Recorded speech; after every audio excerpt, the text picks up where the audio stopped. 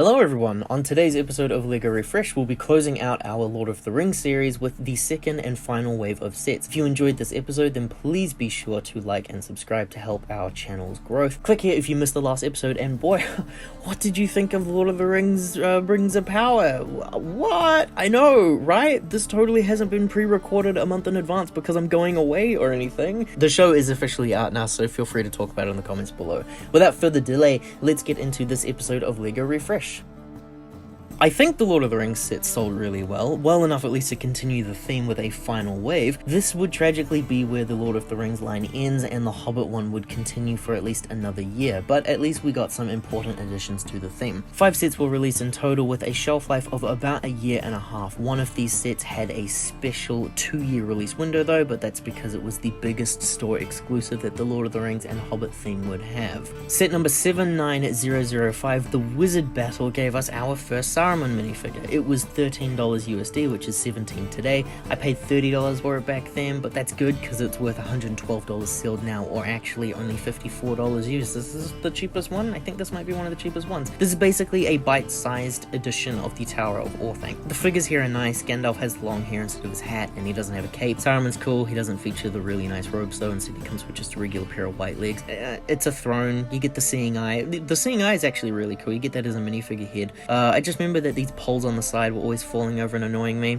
It's an average set, whatever. 79006, the Council of Elrond retailed at $30 USD, so $38 today. This was a $70 set for me, but now it's worth $162 sealed or $117 used. This set is a very condensed version of what we see in the movie, where there's like 20 people in this scene sitting. You can fit like 3 of them here. There's a feature where on the ground you can send Gimli flying, and there's a print of the seeing eye, I'm pretty sure, underneath there. That's pretty neat. The set's really cool, but significantly cramped, and it's downscaled to heck, and the figures are really nice, but we could have had more, you know? Elrond and Arwen make up for the 3rd Gimli and the Frodo, who, again, has no cape. 79007, the Battle at the Black Gate, which even at the time I knew would be a desired set. $60 back in the day, which is $76 now. I paid $130 for this apparently. I don't know how I afforded that with no job in high school, but thankfully I did get this because this set now sets you back $415 sealed or $336 used.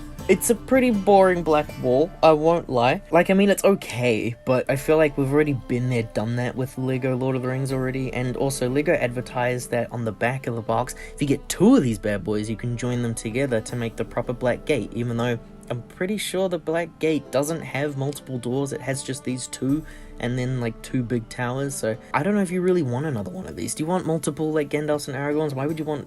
Whatever. Figures though, absolute godsend. You get that goofy bald orc again and one with a helmet. Wow, really? Wow, exclusive. But you also get Gandalf the White, Aragon as King Elisar, and the Mouth of Sauron. The figures are so good, man, but I wish the set was something a little more. The eagle is added for good measure, though it was probably just here so that they could raise the price. And finally, 79008, the pirate ship Ambush, is our last regular wave set before our store exclusive, retailing for $100, so $127 today. This was $190 for me back then, but today, oh boy, this thing is $420 new or $338 used. And this, everybody, is the only set that I do not have from the Lord of the Rings line. I would be lying if I said that this didn't look good though. I really like the sails here in this set. It makes the silhouette really scary and it stands out quite well. Apparently this has a removable rear section with access to a dungeon as well.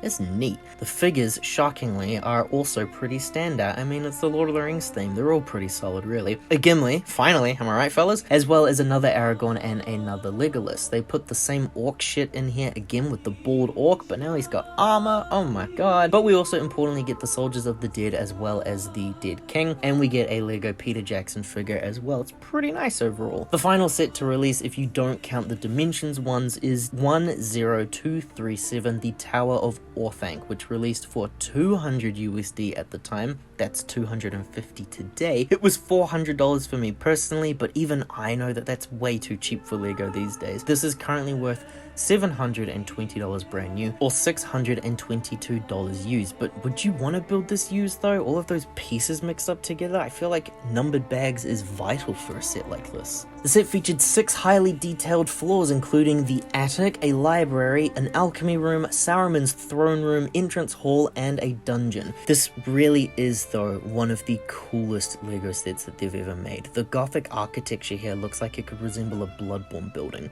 There's only 2 unique figures here, though, with Grima Wormtongue and Saruman, but he's got the robes this time that I was mentioning earlier. The set also has an eagle and a buildable ent. The official description doesn't say that this is Treebed, but everywhere else does list this as Treebed, and I've always thought that this was Treebed, so whatever. The set has so many details to talk about, far too many for this video, so I'll just highlight the Palantir and the images referencing the other wizards, one of which is featured in some Hobbit sets later on. And with that comes the end of all of the Lord of the Rings LEGO sets. That's the whole theme covered. Be sure to join us again next week, where I will be releasing the definitive tier list ranking of the Lord of the Rings set. For years, we have wondered, just how do these sets compare to one another? But have no fear, I have taken it upon myself to answer life's hardest question.